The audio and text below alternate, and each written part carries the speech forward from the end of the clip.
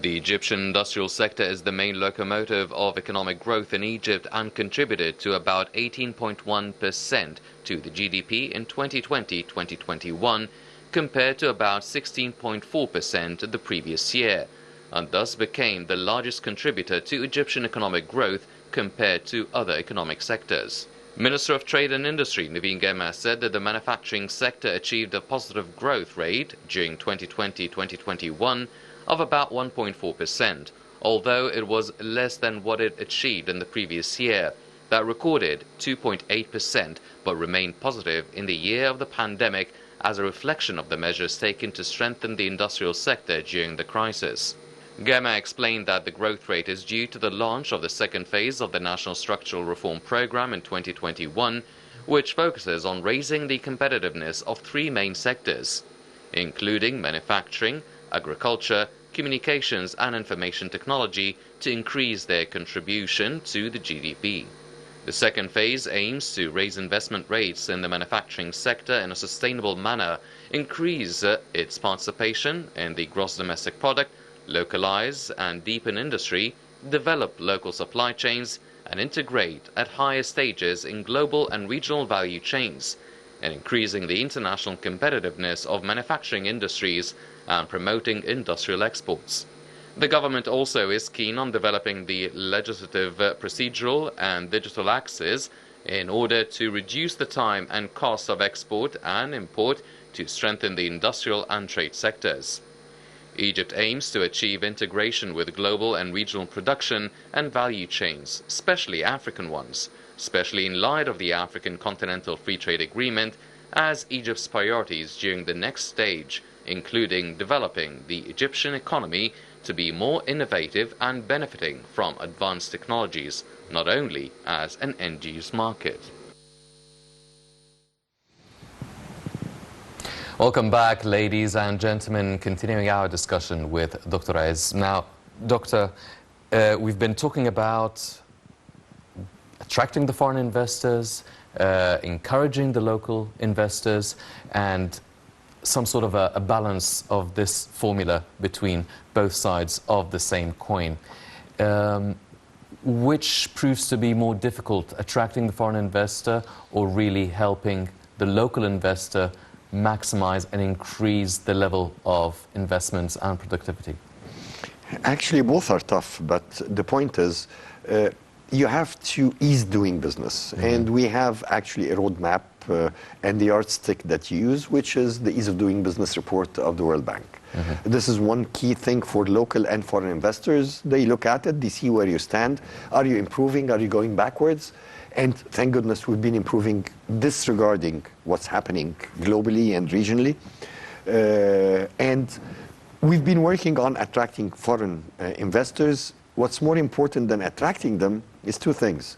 First, making the existing foreign investor happy, which means that he's expanding and he's mediating the message that he's making a profit.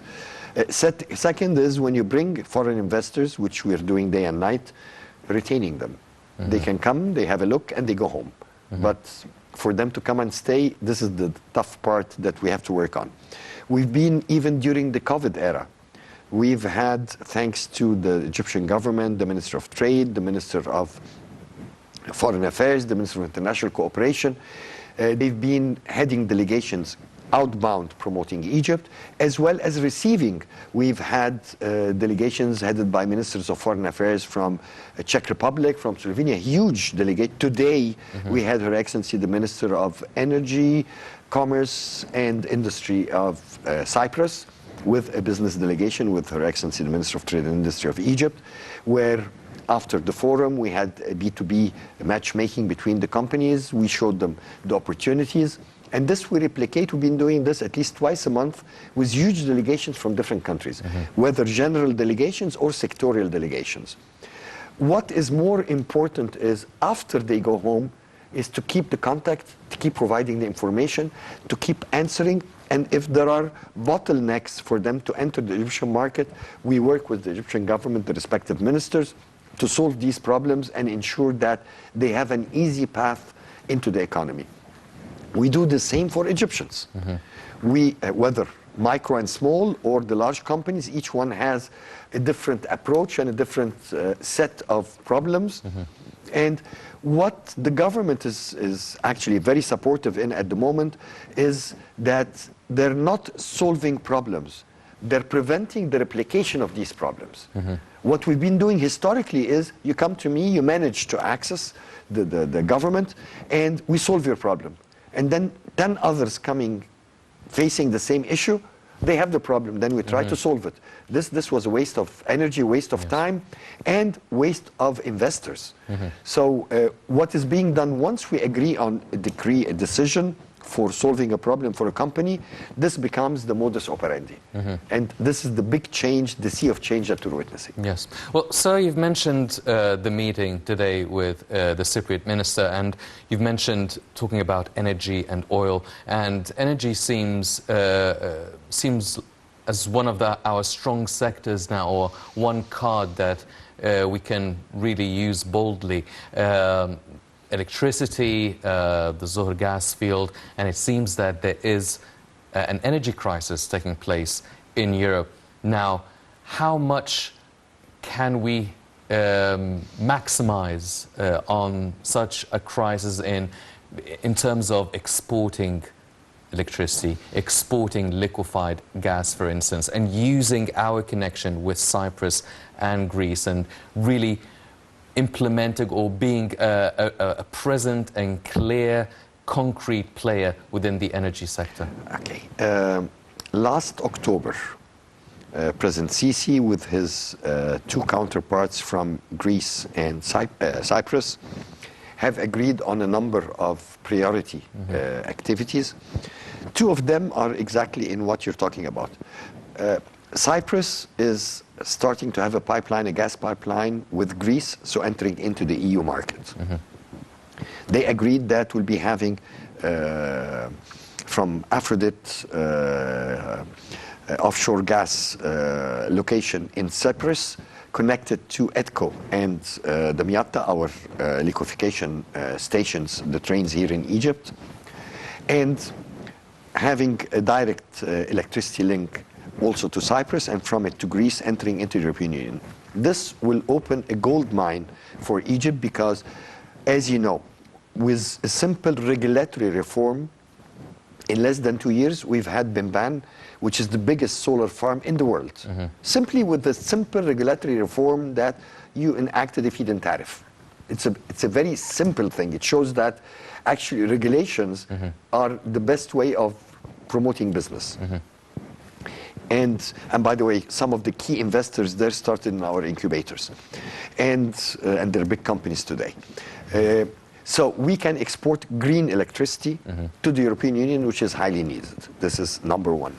And then with the pipeline, it will be a two-way pipeline where we could either get natural gas from Cyprus for liquefaction in Egypt to re-export to the EU, or we can use this link to link into the pipeline between Cyprus and Greece to export natural gas from Egypt straight to the European Union.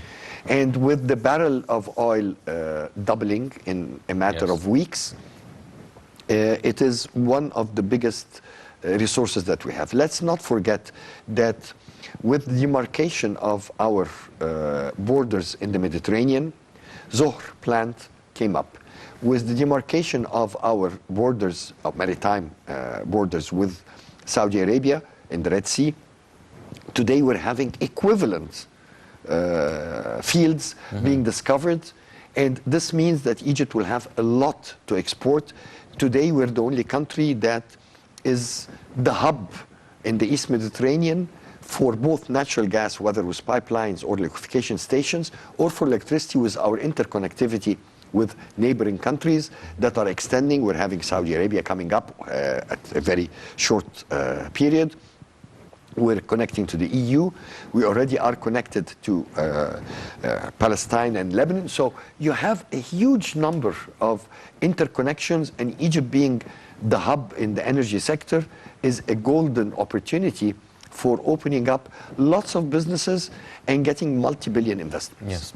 Well, so you've mentioned that being an energy hub, but you've also mentioned the importance of the green energy now, which it seems to be the name of the game as well, having eco-friendly industries and using green energy. And Egypt has its good share of this sort of energy as well. We're hosting the COP27 of climate change in November in Sharm el-Sheikh. How can we actually link this sort of direction towards a green economy, a green energy, an eco-friendly industry, and really binding it or hooking it up with the COP27 and maximizing on this sort of opportunity? Let me put things in perspective. You remember historically when you used to pay a couple of pounds for your electricity bill at home, you would leave the lights on, you'd leave the air conditioning on. If you're a poor family, even the fan is running and the lights are running because you're paying peanuts. When the government started rationalizing subsidy within electricity, everybody started switching the lights off, switching the AC off. What I'm not using, even the TV, if I'm not watching it, I'll put it off. I'll unplug the charger of my mobile because they told me it consumes electricity even when it's not connected. So the same is happening today to businesses, which means you are now no longer a segregated island. You're part of the global economy. We have the WTO, you have the free trade agreements, so you have to be competitive. You're no longer protected as local industry. So I have to close the taps of costs, which means I have to do waste minimization, I have to do reuse, recycling, not because I love the environment. It's simply because this is my money flowing into the air, the water, the soil, and I have to reduce that. Some people call it pollution. Me as business, this is my money lost, my competitive edge lost, my profits lost. And this is the message we talk to business, that to survive, you need to be more competitive, so you need to be eco-friendly, not because of the environment, it's economic. Let's use the eco part. Yes. So they started listening. And then we told them, by the way, you became eco-friendly, which means ecological and economic. So you can have the environmental stamp on your product. This will open to you higher paying markets. It's the same like when you're producing organic agriculture, there is more profit coming from it rather than traditional agriculture. The same when you have the eco label on your product, you can enter the German and the Japanese and the Swiss markets that pay more than your normal traditional markets. So business started listening, but this is also investments, this is also technology. So COP27 is a golden opportunity to attract all these technology owners to work with the Egyptian economy in all sectors, whether manufacturing, services, agriculture, fisheries, you name it, and help becoming more eco-friendly, becoming more economic and ecologically friendly. And on the side, you will have also something more important that Egypt is looking at. We're looking at green energy from all its aspects, whether we're talking hydrogen, solar, wind, the whole spectrum. And Egypt will be on the microscope for the whole world as the venue for that. We're working now very fast with the Ministry of Tourism and the Governor of Sharm el-Sheikh to make Sharm el-Sheikh an environmentally friendly city. And there are small bits and pieces that need to be concluded. They will be concluded before the COP27. In the same time, we're looking at the business opportunities. We're working on having a business forum in parallel to the COP27. Besides, there'll be a gender forum, a youth forum, where the contribution of all players have to be looked at. But the most important is portraying Egypt as a venue, as a destination for investments in eco-friendly businesses. Yes. So now, when you talk about the economic state of things and the bills that people well, it is a major concern, especially with the inflation taking place now. You personally have a lot of experience and previous and current efforts in stabilizing prices and controlling the prices, maybe even lowering them and dealing with the inflation issue. where's the Egyptian economy in terms of this situation, the inflation and the prices, how much we are controlling it and how much is being done right now? Okay, I'll start with the results and then go back to the process. We managed to ensure that not a single shelf in the smallest grocer, in the smallest village in Egypt is not full. So abundance of products is the most important. A consumer, if he enters a shop and finds empty shelves like you see in lots of countries, like you saw in Europe during the COVID, and is happening right now again, you'll panic and you'll start buying everything and storing it. So this was number one. Number two, since Ramadan is coming, we had to work on reducing prices. So we worked with the key producers where we managed to convince them, and don't ask me how, to go down between 15 to 30%, selling pre-crisis prices on wholesale basis. And then we enacted a system where we created this initiative of Ahl Ramadan, where we opened all these display and retail outlets all over the country. We're approaching about 8,000. Last Thursday, the Prime Minister inaugurated the main one in the conference center, where we are availing all types of goods. The trick that we're playing is you're taking it from the producer or the importer straight to the outlet. So you cut down the wholesaler, sub-sailor, retailer costs, which including transport and repetition of transport and storage, plus profit margin. So you're talking about 25% for a start. Yes. So it's an easy process, and part of the CSR and part of the responsibility of the private sector that constitutes 80% of the economy and 80% of employment, everybody agreed to work with us. Let me go back to the process.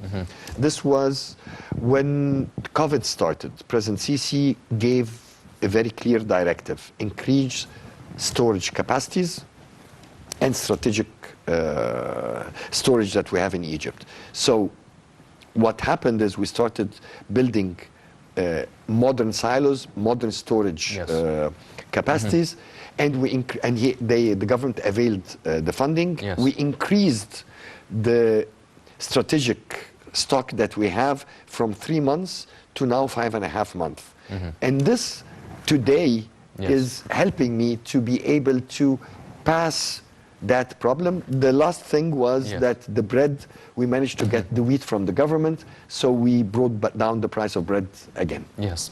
Ladies and gentlemen, on this good news, unfortunately, we come to the end of this edition of the Daily Debate, and we have to end this discussion with Dr. Alaa Ezz, who I would like to thank as a very distinguished guest here on the show. Dr. Alaa Ezz, the Secretary General of the Federation of the Chambers of Commerce. Dr. Ezz, always a pleasure having you on the show. It's my honor and privilege. Thank you very much, sir. Ladies and gentlemen, please stay tuned for more coming up on Nile International. I'm Henny Saif. Thank you for joining us.